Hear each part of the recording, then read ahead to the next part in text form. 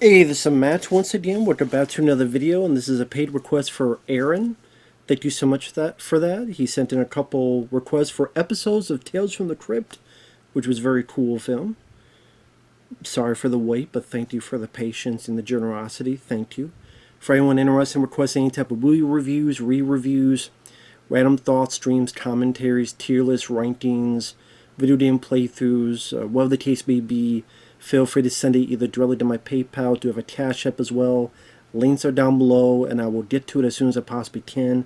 And for those who sent them, thank you. I do appreciate it. And this is for Tales from the Crypt and All Through the House. And it's kind of cool to finally see this because I had seen this referenced many times when I was a kid, but I had never gotten to see it because this was, I think, the second or so episode of Tales from the Crypt, which a lot of people were involved. Richard Donner, Robert Zemeckis directed this episode.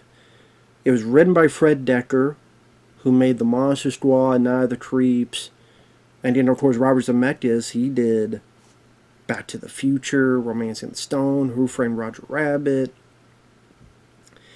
Dean Cundy, who worked with Robert Zemeckis and on his films as the director of photography, also worked with John Carpenter a lot. Halloween, The Thing. This episode was in the film Lethal Weapon 2. If you remember Lethal Weapon 2, when everyone is getting ready to watch the daughter's commercial, and then Danny Glover realizes it's for like condoms or something, rubbers, and then yeah, that funny scene, and I think it was like the one guy, "Hey, Mace, you want to buy one?" The guy like doing the carpentry. You see on the TV that there's a Tales from the Crypt episode, and it's a guy wearing a Santa suit. It's this episode because Richard Donner, was one of the producers on this. He directed a few episodes. In fact, one of them will be a review coming up soon, and that was one of the ones that he directed. The ventriloquist dummy. So that'll be in the future. Richard Donner directed. So he's like, hey, I'm a producer on Tales from the Crypt. I've done stuff with them, so let me have this episode on there. So I thought that was cool. Also, in that episode is Mary Ellen Trainor, who's an actress who's in the Lethal Weapon films. So let me take a step back because Mary Ellen Trainor, Sally, has passed away. And she's an actress that not a lot of people know about, but if you look at her, you'd be amazed, like, all the films she's connected with. She's connected with the Lethal Weapon films because she's the psychiatrist who warns Danny Glover about Mel Gibson. She is the reporter in Die Hard. I think she's also the reporter in Ricochet, and I think she's playing the same character, so technically Ricochet and Die Hard are in the same universe, I guess. Because she plays a reporter named Gail. She's also the mom in the Monster Squad. The Goonies. Well, is it both? No, I gotta look. Is it both? Sorry, now I'm second guessing myself. She was also in Romancing the Stone. Yeah, she plays the mom in the Monster Squad and the Goonies. She was in Scrooged. Think about that. The Monster Squad and the Goonies. Two films people remember from the 80s, and she's the mom in both of them. And again, Die Hard, Lethal Weapon films. She's like the 80s movie mom or something. It's crazy, and sadly, she doesn't get really talked about, remembered anymore, which is a shame. But she was the star of this episode. You also had Larry Drake, who was Dr. Diggles. He was the bad guy Durant in Darkman, and in the second film, Darkman 2. Larry Drake, the character actor, he plays this escaped mental patient who has a Santa suit. Marshall Bell, who's the coach in Nightmare on Elm Street Part 2. Marshall Bell's been in a lot of stuff. He was in Starship Troopers, the film Virus with Jamie Lee Curtis, a lot of stuff. So the idea is very early on, it's Christmas time, and Mary Ellen Trainor kills her husband, Marshall Bell, which I guess is not the father of her daughter, because the daughter, before she goes to bed, can't sleep and doesn't know the guy's dead. Why won't he say goodnight to me? But she doesn't say dad. She says the character's name. So I guess she remarried. And you find out that she takes her daughter to bed. You go to sleep or Santa won't come. Comes back. Had a fire poker. Tries to fight it out of Marshall Bell's head. And she did this for the insurance money. And she makes a phone call to someone. We never see who the other person is she calls. It's done, and we're going to make it, pretty much this is the person she loves on the other side of the phone. We're going to get the insurance money, and now she's going to try to get rid of the body. Which I'm like, well, I guess dump it somewhere where they'll find the body, and then she'll get the money. So meanwhile, on the radio, we hear that this escaped mental patient who took a Santa suit from one of his victims is out and about. And so she drags the body outside, and then Larry Drake, very creepy looking Santa, Larry Drake's very creepy looking. Rest in peace to him. And sadly, he doesn't have a lot of dialogue, sadly. Because, you look at Dr. Giggles, he could play a fun bad guy, but he has that intimidating look. In fact, that'll probably be the thumbnail I put on there. And I remember seeing that picture throughout the years, but I just never watched the... He kind of looks like Alfred E. Newman. That's what it kind of remind me of Alfred E. Newman. There you go. Maybe it could have been a Mad Magazine movie. He played Alfred E. Newman. Maybe a bit too fat for it, but the face works. Or Alfred E. Newman's dad or something. But anyway. So you have this bit of a chase, a battle. She runs away from him. He tries to grab her. She cuts his arm with his own axe. She realizes she can't call the cops. But she doesn't realize until later she could just blame the death on the killer. Just she calls. It's like, oh, wait a minute. But I'm thinking right off the bat, just say, he killed my husband. And then they would have gotten there earlier, but she thinks about that too late, I guess. Because then she takes the axe, puts into the dead body, gonna blame the killing on him.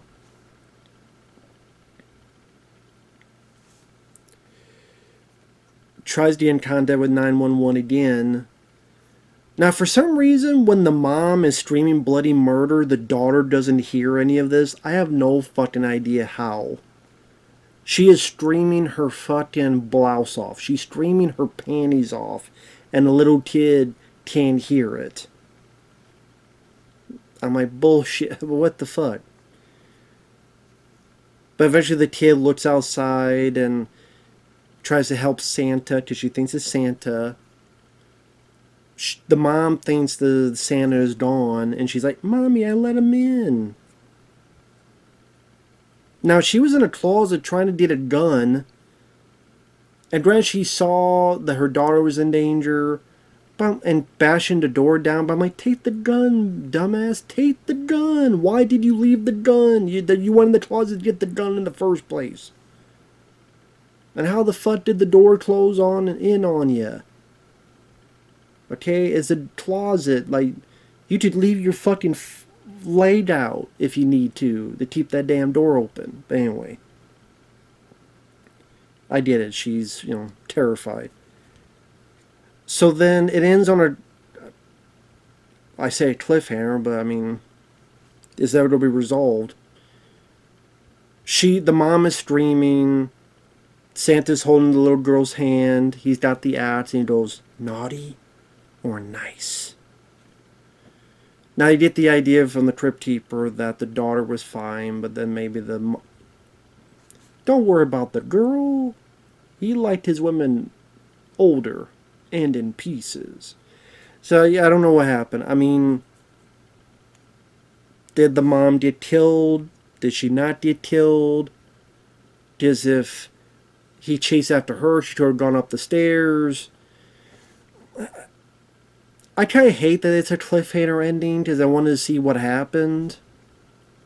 I thought, okay, now it could really start cooking, but then it didn't. And granted, it was a 20-minute episode. There's another. I mean, I kind of would like to have seen this episode be longer.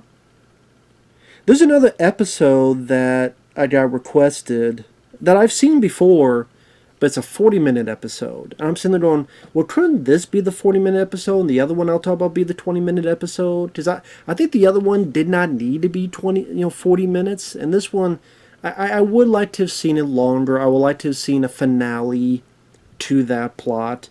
But I'm sure that's normal for Tales from the Crypt. Because here's the thing with Tales from the Crypt. I didn't grow up with it like other people did. I've seen an episode here or there. I'm sorry, I'm looking for my...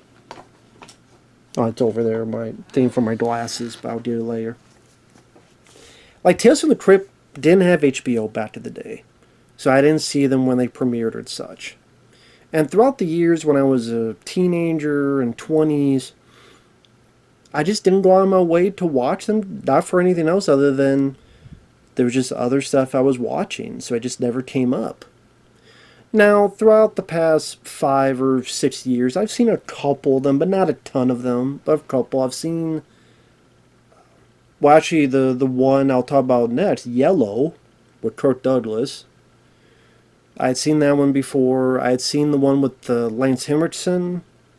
I believe I had seen that one. Well, Lance Henriksen's in... But I'm talking about the one with I think it's the card dealer. I think I'd seen that one. A few others, but not a ton. I know that show is interesting because there's a lot of famous stars throughout. I think Christopher Reeve and Judd Nelson did one that involved cannibalism and a restaurant.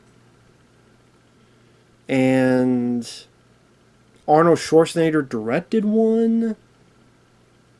And it'd be interesting to see if there's a video that shows like all the famous people that were involved on the show.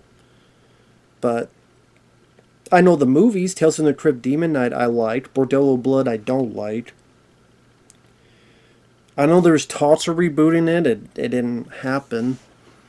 Which is funny because they rebooted Twilight Zone how many times, but not really Tales from the Crypt. But I mean...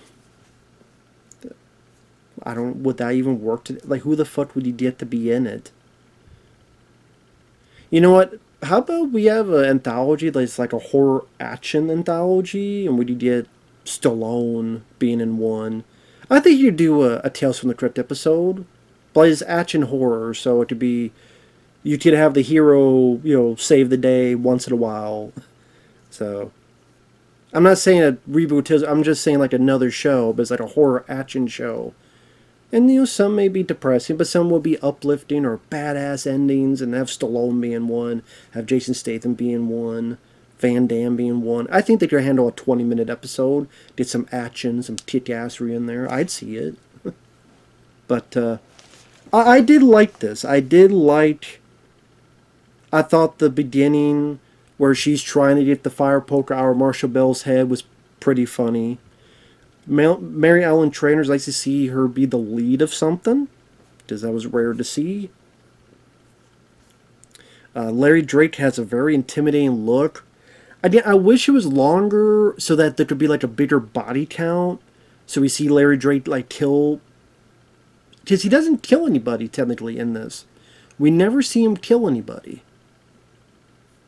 So maybe this is like a... not a mailman, but like maybe a neighbor, like I don't know, people around, and he kills them, and then like I guess I'm thinking of I could just watch that. What's it called? the film that was done overseas before Home Alone, but it's about Santa terrorizing this kid on Christmas. It had was it French? Santa horror film, Home Alone. Dial Code Santa Claus or Deadly Games. Yeah, Deadly Games.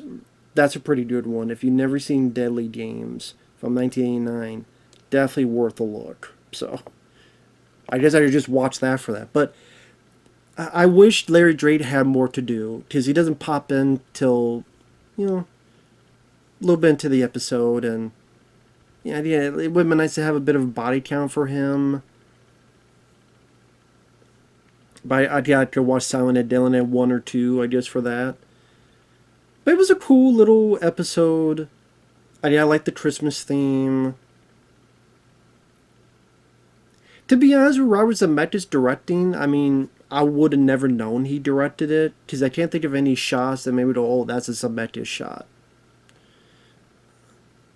Like I said, I wish Larry Drake had more to do. I wish it was a bit longer, a bit more body count. I wish the ending had a little bit more finality to it. But like I said, it was a fun little episode. Again, Larry Drake had a good look to him. I'll say that, and I like the cast involved and the Christmas theme. I wish he had more to say, because even that naughty or nice, he had the right kind of voice for that. But you know, we do have Dr. Diggles at least. But this was fun. This was fun. It's fun to finally see the episode that I always would see fleeting glances of in Lethal Weapon 2. So there you go. So that was fun. Thanks for watching. Take care, and we will see you in the next video. Bye-bye for now.